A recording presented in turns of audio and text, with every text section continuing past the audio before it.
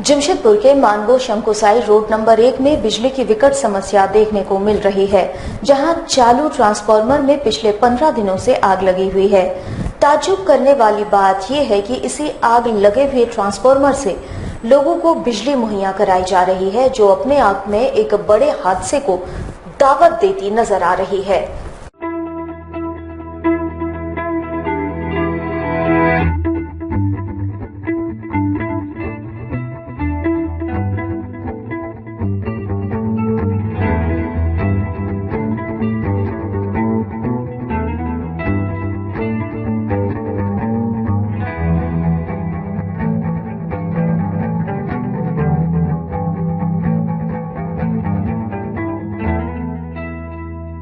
ये जो जलता हुआ ट्रांसफार्मर आप देख रहे हैं, ये ट्रांसफार्मर जमशेदपुर के मानगो शंकुसाई क्षेत्र का है और ये जलता हुआ ट्रांसफार्मर पिछले 15 दिनों से यूं ही आग की चपेट में है।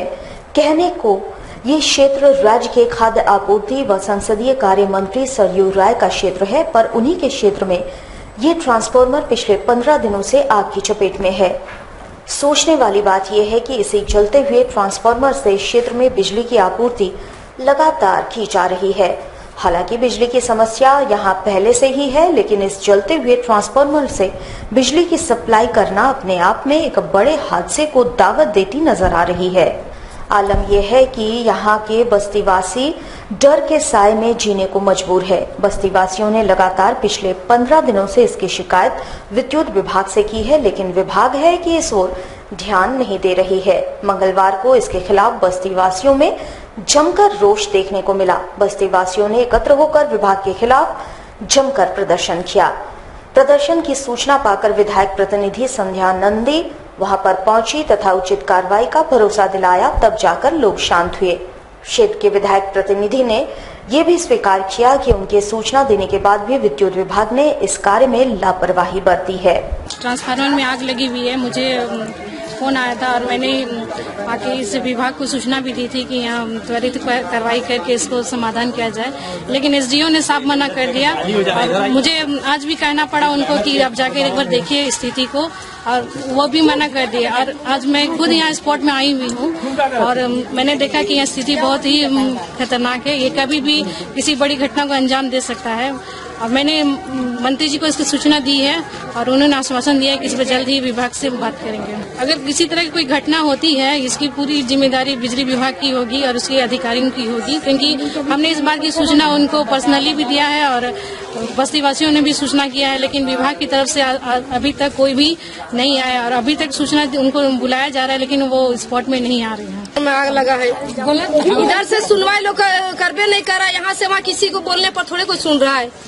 और उसका बाद में जब नहीं हुआ तो आप लोग बुलाया गया है, आप लोग भी पेपर में दीजिएगा तो कहीं वो देख के लोग कहीं समाधान इसका कर सकते हैं। कब से जल रहा है आग? 15 से 20 दिन हो गया। कोई सूचना वाला? कहाँ सूचना तो दिया गया है, लेकिन सुनवाई नहीं हो रहा है बिजली ऑफिस वाला के। बिजली ऑफिस वाला मनमाना अपना जो करता है कर ले रहा है, और बाकी बात जो पब्लिक को जो दिक्कत है वो चीज नहीं देख रहा है। आग जलने के दौरान बिजली भी आ रहा है? हाँ, सब दिया गया है। और उसका बाद है कि इसमें अगर कहीं कुछ हो गया तो कौन उसका रिस्क लेने वाला? वही नहीं है, बिजली ऑफिस वाला ले सकता है, दूसरा कौन लेगा? जमशेदपुर के होटल सोनेट में मौसमी हत्याकांड के आज 8 वर्ष बीत चुके हैं, परंतु आज भी उनके परिजनों को इंसाफ का इंतजार है। 9 मई उसके 8वीं पुण्यतिथि पर उसके परिजनों ने मौसमी को इंसाफ दिलाए जाने की मांग पर होटल सोनेट के समक्ष धरना दिया। हालांकि मौसमी की मां ने इस धरने की सूचना पूर्व में ही प्रशासनिक पदाधिकारियों को दे दी थी, परंतु इसके बाद जिला प्रशासन की तरफ से इस धरने पर ही कार्रवाई कर दी गई। धरना स्थल पर इतना फोर्स दे दिया गया कि धरने के लिए लगाया जाने वाला टेंट ही हटा दिया गया, जिस पर मौसमी की मां ने अफसोस जताया। उसकी मां ने इसके बावजूद होटल के समक्ष मौसमी के चित्र पर फूलमाला चढ़ाकर उसकी आत्मा की शांति की कामना की। वैसे मौसमी की मां को आज भी इंसाफ का इंतजार है। उनके अनुसार जब दिल्ली की निर्भया को इंसाफ मिल सकता है और अपराधियों को फांसी दी जा सकती है, तो जमशेदपुर की मौसमी को भी जरूर इंसाफ मिलेगा। उसके बावजूद भी हत्यारे रवि विपारी, कातुल तंग, स्वरूप चक्रवर्ती, ये जो जितने भी लोग हैं आपका हमारे इसमें फंसे हुए हैं। प्रशासन में कुछ लोग को बताने के बावजूद, जब सीनियर एसपी को बताने बाद ये जो हत्यारी इतनी पूंजीपति, इतनी दबंग है, इनकी कहाँ तक पहुँचे सोचना चाहिए सारे जमशेदपुर की जनता को। और मीडिया से अनुरोध करेंगे, एक माँ के साथ क्या श्रद्धांजलि देने का भी अधिकार नहीं। जब मैंने सीनियर एसपी को बोली यही हमारी प्रशासन है, रघुवर दास जी तमाशा देख रहे हैं एक निशा माँ की, हर हमेशा प्रशासन अड़ंगा लगा रही है। जब मैं भिक्षाटन में गई तीन मास टाटा जी के पास, उस समय भी हमको नहीं मिलने दिया गया। तो प्रभावशाली इतने हैं ये पूंजीपति आरोपियों लोग, वहाँ तक पहुँच जाते हैं पैसे के बलबूते पर, और हमें रोका कि मौसमी को न्याय देने में सफल ना हो। इसके लिए लोग तमाम कोशिशें कर रही है। सच झुकती नहीं है, सच मरती नहीं है। अगले गरीब माँ के साथ ऐसे पता ना क्यों। अब क्या करेंगे? हम ये कहना चाहेंगे हमारे सीनियर एसपी से, और कितना दिन, लेकिन हम चुप नहीं बैठेंगे। कर्मचारी भविष्य निधि संगठन द्वारा केंद्र सरकार के आवास योजना को जन जन तक पहुंचाने के सफल उद्देश्य से भविष्य निधि के नियमों में कुछ फेरबदल किया गया है, जिसका लाभुक अपने भविष्य निधि की राशि के 90% हिस्से का उपयोग आवास बनाने के लिए इस्तेमाल कर सकते हैं। कर्मचारी भविष्य निधि संगठन के जमशेदपुर क्षेत्रीय कार्यालय के महाप्रबंधक ने एक वार्ता के दौरान कहा कि केंद्र सरकार ने वर्ष 2022 तक सबके लिए आवास का लक्ष्य तय किया है और इसी को सफल बनाने के उद्देश्य से कर्मचारी भविष्य निधि के नियमों में फेरबदल किए गए हैं। अब नए नियमों के तहत कोई भी व्यक्ति जिसका भविष्य निधि जमा किया जाता हो, वो व्यक्ति किसी भी पंजीकृत संगठन के पास अपनी अर्जी दे सकते हैं और इसके लिए भविष्य निधि संगठन द्वारा उनके खाते के 90% राशि को लाभुक को आवास हेतु उपलब्ध करा दिया जाएगा। भविष्य निधि संगठन की माने तो सबके लिए आवास के लक्ष्य में ये कदम काफी निर्णायक सिद्ध होगा। एक अपना लक्ष्य निर्धारित किया था, वर्ष 2022 तक सभी के लिए आवास। इस लक्ष्य, केंद्र सरकार के इसी लक्ष्य के तारतम्य में श्रम मंत्रालय भारत सरकार ने अभी हाल ही में 12 अप्रैल 2017 को कर्मचारी भविष्य निधि योजना में एक आंशिक संशोधन किया है। और इस संशोधन के बाद अब जो भी हमारे कर्मचारी भविष्य निधि के अंशदाता अथवा सदस्य हैं, उनको ये सहूलियत दी गई है कि वे अपने भविष्य निधि खाते से जो भी उनके खाते में जमा है राशि है, उसका 90% तक जो है वो अपने आवास की जरूरत को पूरा करने के लिए निकासी कर सकते हैं। इसके लिए उन्हें एक समिति, पंजीकृत समिति का सदस्य बनना होगा और फिर वो समिति जो है बिल्डर्स अथवा हाउसिंग एजेंसीज के साथ जो कि आवास मुहैया कराते हैं उनके साथ अनुबंध करेगी और हमारा कार्यालय उस एजेंसी को ये सर्टिफाई करेगा कि ये जो सदस्य जो कि आवेदक है, जो ऋण चाह रहा है, उसको उसकी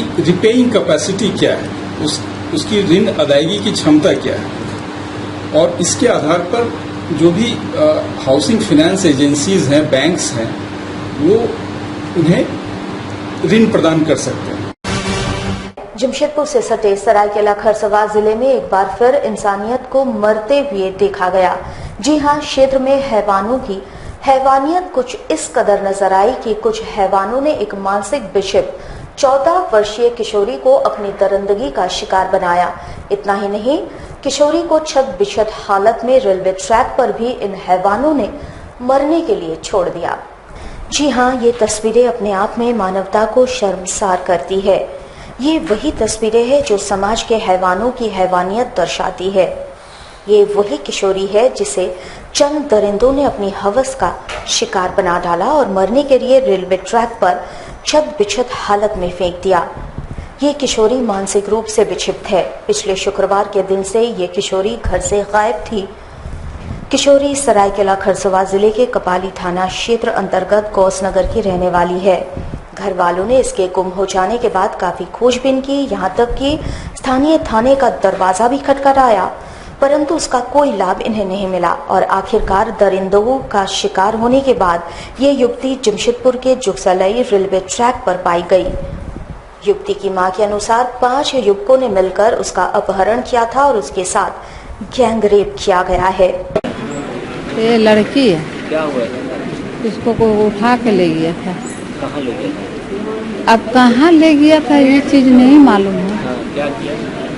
अब मैंने कि गलत काम किया है। कितना लोग किया था मालूम है? कैसे मालूम चला कि लड़की आपको? लड़की ऐसा थोड़ा बहुत बोलता है, थोड़ा बहुत बोलता है। हाँ बोलती है थोड़ा बहुत, मैंने कम दिमाग है। तो पूछे कि ऐसा ऐसा बात है तो बोली हाँ। दोनों लिए तो बता रही है। तो वो नहीं बताई। मैं तो एक को तो पकड़ा गया, एक को तो जेल में है, डाल दिया थाना में, भोपाल थाना में, और एक नहीं पकड़ाया। एक का नाम बता रहा हो, मैं तो पकड़ाया नहीं। वैसे सरायकेला खरसवां जिला पुलिस ने भी इस किशोरी के साथ नाइंसाफी करने में कोई कोर कसर नहीं छोड़ी है। उसकी बरामदगी के बाद जब किशोरी को कपाली थाना ले जाया गया तो केवल थाना प्रशासन ने खाना पूर्ति के लिए मेडिकल चेकअप की रसीद किशोरी के परिजनों के हाथों थमा दी और अस्पताल जाने को कहकर अपना पल्ला झाड़ते हुए नजर आई। ये वही पुलिस है जिन्हें गुमशुदगी का रिपोर्ट पहले ही दे दी गई थी। पर ताज्जुब की बात यह है कि जिस पुलिस प्रशासन पर जनता ने अपनी सुरक्षा का दारोमदार सौंपा है, वही पुलिस केवल अपनी खाना पूर्ति करती नजर आ रही है। पुलिस ने पहले तो किशोरी की खोजबीन का प्रयास ही नहीं किया और जब किशोरी के साथ ये घटना हुई उसके बाद भी किशोरी के परिजनों को केवल मेडिकल चेकअप की रसीद देकर ही वे चलते बने। यहाँ थाना से लिख के दिया था और फिर वहीं से थाना भेजा गया और उसे लाए हैं। ये लड़की फिर उधर ही का आदमी बताया कि आप देखें हम लोगों ना आप यहाँ गौसनगर में नहीं, गौसनगर से उधर ही रखा था, मैंने उधर ही रखता था। फिर जब हम लोग खूब खोजने लगे, इधर उधर खूब घूमने लगे तो उसको पता चलने लगा तो फिर ले जाके वो स्टेशन तरफ ले गया। स्टेशन से फिर आज मिला है, सोचिए कि कितना 11 बजे लाया है यहाँ से, क्या बोलता बाबा, जुगसलाई फटा। वैसे लापरवाही की इस रेस में कोल्हान के सबसे बड़े सरकारी अस्पताल यानी एमजीएम अस्पताल भी पीछे नहीं है। जब भुक्तभोगी के परिजन उसे लेकर एमजीएम अस्पताल पहुंचे तो अस्पताल में उपस्थित डॉक्टर व कर्मचारियों ने उसे बेड तक देना मुनासिब नहीं समझा। बेड देना तो दूर, उस झांकने तक नहीं जाया गया। मजबूरन भुक्तभोगी जमीन पर लेटकर अपनी दुर्दशा को बयां करती ही नजर आई। एमजीएम अस्पताल में भुक्तभोगी के पहुंचने के बाद जब ये खबर जमशेदपुर के मीडिया कर्मचारियों को लगी तो ये खबर लगातार फैलती गई और अस्पताल में जमशेदपुर पुलिस ने तत्परता दिखाई। हालांकि अस्पताल में कुछ राजनेताओं ने भी हस्तक्षेप किया और अस्पताल के डॉक्टरों को उनकी ड्यूटी याद दिलाई गई। तब जाकर अस्पताल के डॉक्टर हरकत में आए और किशोरी को बेड मुहैया कराया गया। जमशेदपुर शहर के सिटी डीएसपी ने इस मामले में सरायकेला जिले के एसपी से बात की तथा इस मामले में त्वरित कार्रवाई करने की बातें कही, जिसके बाद सरायकेला पुलिस भी हरकत में आई और एक आरोपी को गिरफ्तार कर लिया गया। जमशेदपुर के सिटी डीएसपी ने इस मामले में उचित कार्रवाई का भरोसा किशोरी के परिजनों को दिलाया है। इसमें एक कपाली की एक लड़की है सरायकेला जिला की, जिसमें कि एलिज्ड रेप की या गैंग रेप की बात आ रही है और उसकी वो लड़की की कह रहे हैं कि मानसिक हालत ठीक नहीं है। उसकी माताजी यहाँ पे आई हुई थी हॉस्पिटल लेके इलाज के लिए उसको, और अभी हम लोग आए हैं तो उनको यहाँ से उठा के हम लोगों ने स्ट्रेचर दिलवाया और अब उनके लिए बेड की व्यवस्था करने के लिए अस्पताल प्रबंधन को बोल दिया है। साथ ही जो आगे कानूनी कार्रवाई वगैरह करना नहीं है, उनका मेडिकल वगैरह कराना है, उसके लिए साक्षी थाना प्रभारी भी यहीं मौजूद है, उनको भी निर्देशित कर दिया गया है। साथ ही कपाली थाना से भी हम लोगों ने अभी संपर्क कर लिया है। बहरहाल ये पूरा घटनाक्रम हमें ये सोचने पर मजबूर करती है कि आखिर इस मासूम मानसिक विक्षिप्त किशोरी का क्या दोष रहा होगा। क्यों इस किशोरी को हैवानों ने अपना शिकार बनाया। वैसे तो हम 21वीं सदी की बात करते हैं, तो क्या 21वीं सदी का समाज यही है। क्या समय रहते अगर स्थानीय थाने ने कार्रवाई की होती तो किशोरी को बचाया नहीं जा सकता था। क्या थाने की लापरवाही के कारण इस किशोरी को हैवानों का शिकार बनना पड़ा? सोचने वाली बात यह भी है कि जिस अस्पताल के भरोसे मरीज जीने की आस लेकर चलते हैं, वो अस्पताल खुद ही अपने आप को मरीजों से दरकिनार करता नजर आ रहा है। पूरा घटनाक्रम वाकई सोचने पर मजबूर करता है कि किस दिशा में हमारा समाज आगे जा रहा है। क्या वाकई ये हमारे सपनों का भारत है? एएमजी विशेष के लिए सुमित कुमार की ये रिपोर्ट। सरायकेला जिले के आदितपुर स्थित एनआईटी जमशेदपुर के छात्रों ने मुंबई के होटल ताज में आयोजित टाटा क्रूसिबल कैंपस क्विज 2017 में बाजी मान ली है।